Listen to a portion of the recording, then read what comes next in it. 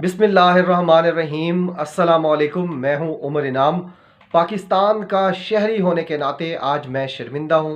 पाकिस्तान में जो कुछ सिंध हाउस इस्लामाबाद में रेड जोन में होता रहा, वो बतौर पाकिस्तानी शहरी और एक नौजवान सहाफ़ी के मेरे लिए शर्मिंदगी का बायस है। और हमने सुना था कि छांगा मांगा की एक सियासत थी जो 1989 में हुई थी। वो सियासत तो हम उस वक्त ना देख सके, लेकिन आज जो कुछ हुआ इस्लामाबाद के सिंध हाउस में, उसने मेरा दिल गमज़दा कर दिया है। और इस मुल्क में जितने लोग भी पाकिस्तान के इदारों के लिए, पाकिस्तान की मुमलिकत की तरक्की, खुशहाली, मजबूती, खुद मुख्तारी के लिए कोशां थे, उन सब के दिल आज गमज़दा हैं। और उसकी वजह कुछ लोग और कुछ इदारे हैं। सबसे पहले अगर हम बात करें सिंध हाउस और सिंध हुकूमत की, पीपल्स पार्टी की, तो ओपन बोलियां लगी हैं, तैयारों में पैसे लाए गए हैं कराची से, और उसको फिर बुलेट प्रूफ गाड़ियों में सिंध हाउस इस्लामाबाद लेकर जाया गया है। और वहाँ पर मेला लगा हुआ है। हकूमती अरकान को, अरकान कौमी असम्बली को तोड़ा गया है और अपने साथ बिठाया गया है। वहाँ पर शर्जील इनाम मेमन कराची से आकर यहाँ कमांडर का रोल प्ले कर रहे हैं इस सिंध हाउस में। तो ये जो कुछ भी हो रहा है, ये बतौर सियासी जो पार्टीज़ हैं उनके लिए भी परेशान कुन है, क्योंकि ये पाकिस्तान को आगे तसादुम की तरफ लेके जा रहा है। लेकिन मेरी परेशानी एक तो सियासतदानों की तरफ से जो कुछ हुआ वो है, और साथ साथ जो इदारों की खामोशी है, यानी इलेक्शन कमीशन ऑफ पाकिस्तान की, ये उसके ऊपर वाजिब था, ये फ़र्ज़ था कि वो इस हॉर्स ट्रेडिंग को रोके।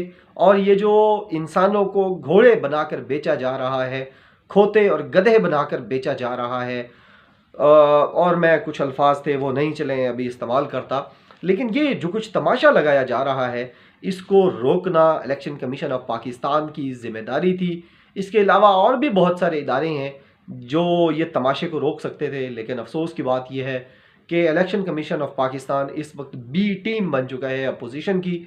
और अपोजिशन फ़िलहाल एक ये बाउंसर जो मारा है उन्होंने हुकूमत को, इसमें कामयाब हुई है। लेकिन इसके पीछे भी मैं आपको बताऊं कि इंटेलिजेंस ब्यूरो जो सिविलियन इंटेलिजेंस एजेंसी है, वो इस वक्त इमरान खान साहब के सबसे करीब है। उसकी बहुत ज़्यादा अहमियत वो इख्तियार कर गई है, क्योंकि बाकी एजेंसीज थोड़ा सा न्यूट्रल न्यूट्रल खेल रही हैं, लेकिन इंटेलिजेंस ब्यूरो प्राइम मिनिस्टर को तमाम तर मालूमात दे रही है। इंटेलिजेंस ब्यूरो ने कुछ वीडियोज़ रिकॉर्ड की हैं, कुछ ऑडियोज़ रिकॉर्ड की हैं सिंध हाउस के अंदर की, जिसमें यह ख़रीदो फ़रोख्त हो रही थी। और वो सुबह पहुंची थी प्राइम मिनिस्टर के पास, और आज हुकूमत ने उन्हें रिलीज़ करना था। लेकिन उससे पहले पहले हामिद मीर को और दूसरे लोगों को, आदिल शाहजेब और 3-4 लोगों को आज लेकर जाया गया। और आज इस्लामाबाद क्लब में ज़ोहराना भी दिया गया कुछ एंकर्स को आसिफ अली जरदारी की तरफ से। और वहीं से जब इनको पता लगा कि हुकूमत एक्सपोज करना चाहती है उन तमाम लोगों को जो सिंध हाउस में छुपाए गए हैं और जो ख़रीदे गए हैं पीपल्स पार्टी की तरफ से, तो पीपल्स पार्टी ने अपने मनपसंद एंकर्स भेजकर, वजीफ़ाखोर सहाफ़ी भेजकर वहाँ पर ये रिपोर्टिंग करवाई। और जितने लोग ख़रीदे गए थे उनकी ख़रीदो फ़रोख्त को उनके ज़मीर की आवाज़ कहलवा कर सामने लेकर आए। लेकिन अब मैं आपको एक और चीज़ भी बता दूं कि गेम अभी ख़त्म नहीं हुई। जो पार्टी है वो अभी शुरू हुई है, वो ख़त्म नहीं हुई। इमरान खान साहब के पास कुछ ऑप्शंस हैं। पिछले दिनों जब हमारी मुलाकात हुई खान साहब से, तो खान साहब ने कहा था कि मैं कोई भी मैच शुरू होने से पहले उसकी 4 स्ट्रेटजीज़ तकरीबन बनाता हूँ, एक स्ट्रेटजी के बदले 4 काउंटर स्ट्रेटजीज़ बनाता हूँ। प्राइम मिनिस्टर ने कहा था कि मैं आखिरी वक्त तक लड़ने वाला बंदा हूँ, मैं दरमियान में छोड़ के नहीं भागता, यानी कभी भी दौरान मैच मैं हार नहीं मानता, मैं आखिरी ऑप्शन तक इस्तेमाल करता हूँ और उसके बाद जो होता है वो अल्लाह ताला की तरफ से होता है, लेकिन मैं दरमियान में कहीं गिव अप नहीं करता। और यही जो गेम अभी है प्राइम मिनिस्टर के हाथ में। अपोजिशन के बारे में ये कहा जा रहा है कि उन्होंने ये जो लोग अभी 10 दिन पहले शो कर दिए हैं, ये जो पता था कि उनके पास, ये उन्होंने शो किया है। लेकिन मैं आपको बताऊं, पिछले दिनों 3 वफाकी वज़रा से मेरी एक जगह पर मुलाकात हुई। एक जगह पर हम बैठे थे, कोई 2-3 दोस्त नौजवान सहाफ़ी, तो वहाँ पर वज़रा भी बैठे हुए थे, उनके साथ बात हो रही थी। वो ये, उनमें से एक वज़ीर साहब कह रहे थे कि उन्होंने 2011 में पार्टी ज्वाइन की थी और 2011 से 2022 तक वो कह रहे थे कि इमरान खान साहब ने हमेशा मुझे हर बात बताई है उन्होंने अपना नाम भी लिया और उन्होंने 3-4 और वज़रा का नाम भी लिया कि इनके पास भी वो खबर हमेशा होती थी, खान साहब हमारे साथ शेयर करते थे।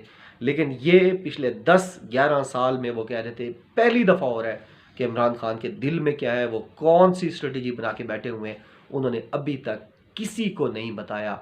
यानी इस वक्त पाकिस्तान में क्या होने जा रहा है इसका पता सिर्फ इमरान खान साहब को है। यही वजह है कि जो न्यूट्रलिटी खेली जा रही है इदारों की तरफ से, वो भी अभी अंदाज़ा नहीं लगा रहे कि गेम किस तरफ जाएगी। खान साहब क्या स्ट्रेटजी लेकर आएंगे और क्या तुरुप का पत्ता जो है वो फेंकेंगे।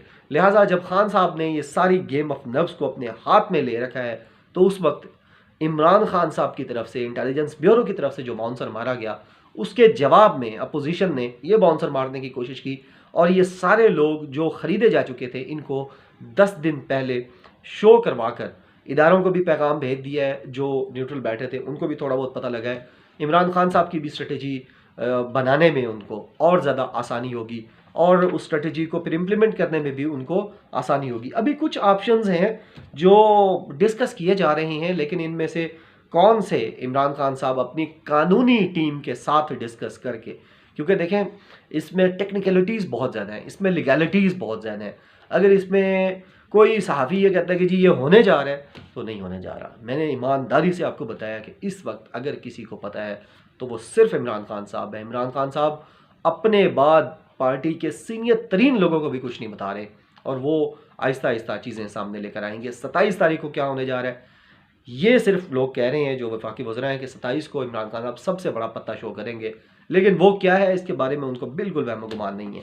अभी 6 ऑप्शंस हैं जो ज़ेर बहस हैं, लेकिन ज़ाहिर है ये सारी इसकी लीगल कॉन्सिक्वेंसेस देखने पड़ेंगे। फिर इसकी अदालत जो है वो इसकी एक्सप्लेनेशंस देगी। तो ये मामला जिस तरह सिद्दीक जान साहब कह रहे हैं कि अदालतों में भी जाता हुआ नज़र आ रहा है, 2 हफ्ते से सिद्दीक जान साहब कह रहे हैं, तो ये उसी तरह लग रहा है कि शायद वाली बात है उधर चला जाए।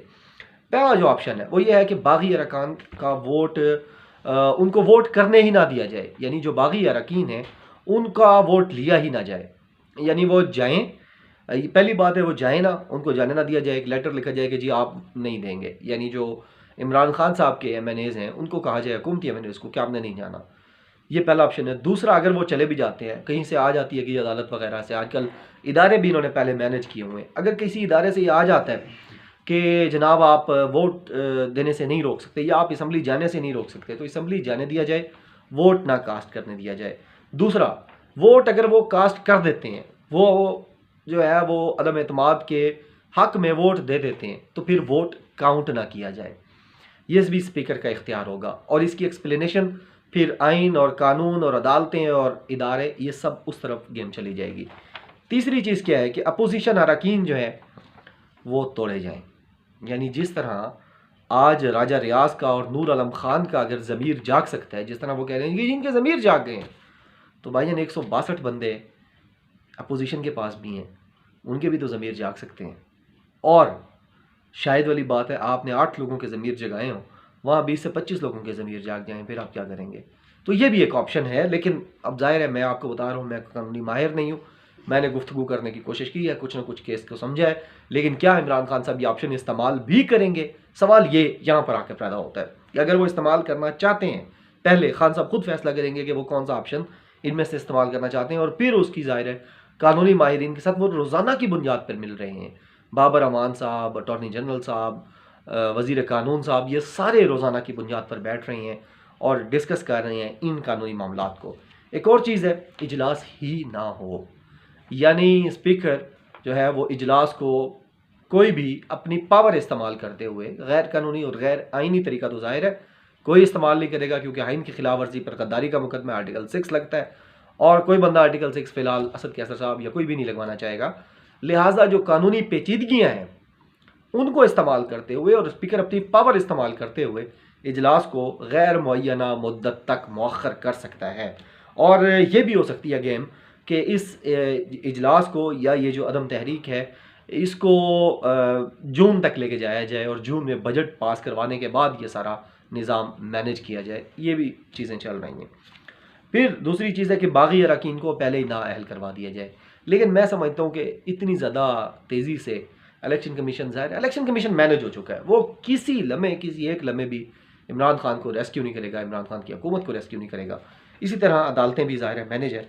तो बागी अरकान को नाअहल करवाने का अगर नोटिफिकेशन करवाना है और उनको डी-सीट करवाना है आपने, तो उसके लिए आपको वक्त लगेगा, ये फौरी तौर पर नहीं हो सकता। छठी जो चीज़ है वो ये है कि इत्तेहादियों को इमरान खान साहब रब्ता करें, जो कि अभी इमरान खान साहब नाराज़ हैं। इत्तेहादियों की ये जो मनमानियाँ हैं, जो मनपसंद ख्वाहिशें हैं, जो उनकी ब्लैक मेलिंग है, इसकी वजह से खान साहब कहते हैं कि हुकूमत भेज दूँगा, लेकिन इत्तेहादियों की ये ख्वाहिशात, नाजायज़ ख्वाहिशात नहीं मानूँगा।